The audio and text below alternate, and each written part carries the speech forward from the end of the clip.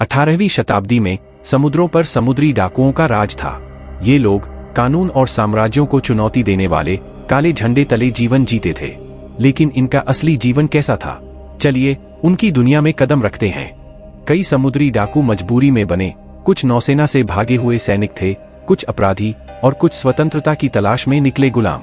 कई को जबरन समुद्री डाकू बनाया गया तो कुछ रोमांच और धन के लिए स्वेच्छा से शामिल हुए।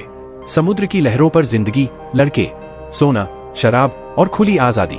समुद्री डाकुओं का अपना कानून था, हर आदमी की आवाज मायने रखती थी और लूट को बराबरी से बांटा जाता था।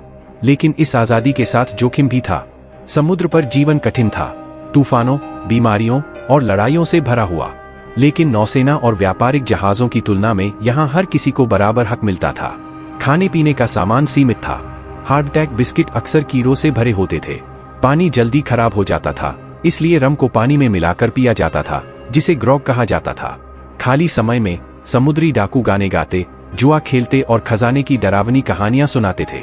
समुद्री डाकू मालवाहक जहाजों को अपना निशाना बनाते थे, सोना, मसाले और रेशम लूटने के लिए। जैसे ही जॉली रोजर समुद्री डाकुओं का झंडा लहराया जाता, व्यापारियों के पास आत्मसमर्पण के अलावा कोई रास्ता नहीं बचता था। सफल लूट का मतलब था धन और मौज। लूटपाट से मिले खजाने को पूरे दल में बांटा जाता था। यहाँ तक कि सबसे छोटे नौसैनिक को भी नौसेना के एक सामान्य सिपाही से ज्यादा पैसा मिलता था।